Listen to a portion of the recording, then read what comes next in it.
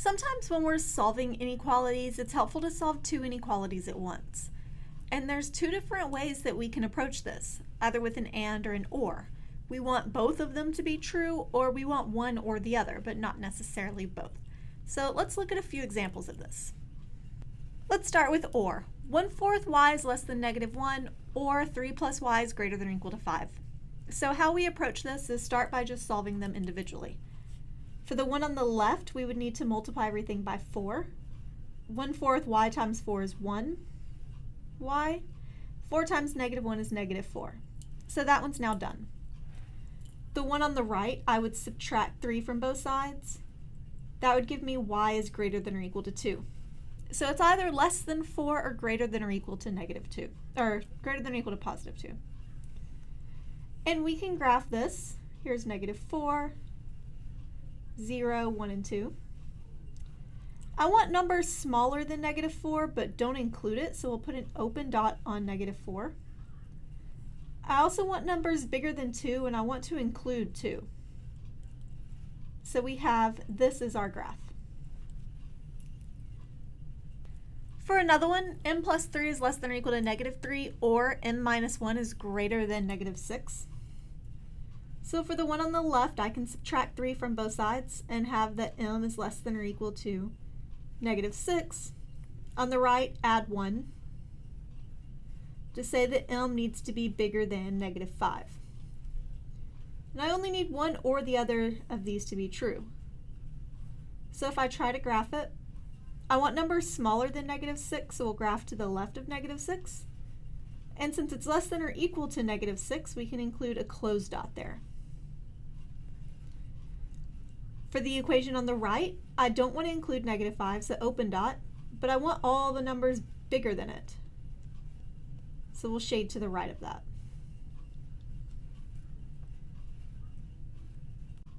Let's do one more or problem. On the left, I can solve, add 12 to both sides. That gets me that 11m is less than or is greater than 132. Dividing both sides by 11 gives me that m is greater than 12. On the right, I can start by adding 3. That gives me that 10m is less than -80. And dividing by 10 gives me that m is less than -8. So if I try to graph, I want numbers bigger than 12, so I don't want to include 12, so open dot, and then we'll shade to the right for numbers bigger than 12. For my second inequality, I don't want to include -8, but I want numbers smaller than that, so I'll shade to the left. We'll now look at an and. 0.36w is less than or equal to 0.54, and -0.5w is less than 3. So I'll start by dividing both sides by 0.36 for the inequality on the left. That gives me that w is less than or equal to 1.5. For the right, I'll divide by -0.5. Since dividing by negatives flip the inequality, I now have w is greater than -6. So this time, since it's an and, I need to satisfy both of these conditions at once.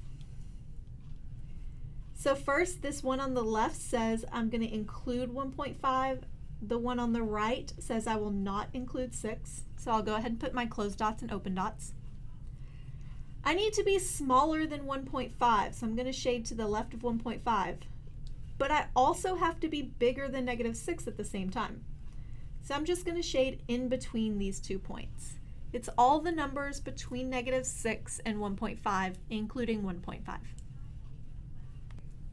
I now have this one, -16 less than or equal to -3y minus 4, and -3y minus 4 less than 2. So you'll notice they both contain this -3y minus 4. And it's very common when this happens to actually combine this into one big inequality. We have -16 is less than or equal to -3y minus 4, which we know is less than 2. This time, whenever I add something or subtract something, instead of doing it to both sides, I need to do it to all three sides of this inequality. And we want y in the middle. So first, I'll add 4 to all three sides of the inequality. Negative 16 plus 4 is negative 12. The center becomes minus 3y, and then on the right, 2 plus 4 is 6. I can then divide by negative 3. Negative 12 divided by negative 3 is 4. Since dividing by a negative number flips the inequality, I have greater than y. Once again, it flips the inequality, and 6 divided by negative 3 is negative 2. So graphing it, we do not include 2, but we do include 4. And we want numbers that are bigger than negative 2 and less than 4, so we'll shade in the center. This time I went ahead and wrote it all together. 1 less than x plus 5 less than or equal to 7. So this one's actually a little bit simpler. We need to subtract 5 from all three sides. 1 minus 5 is negative 4, is less than x, is less than or equal to 7 minus 5 is 2. This time when I graph it, I don't want to include negative 4, but I do want to include 2. And we want all of the numbers in the middle. Let's look at one more. So here we see it's a little more complicated because we have x's all over the place. But let's see what we can figure out. I'm going to start by subtracting 15x. I want to try to get all of the x's together. I then have negative 3 is less than negative 18, which is less than negative 2 minus 6. And we can start to see a problem because of this statement right here.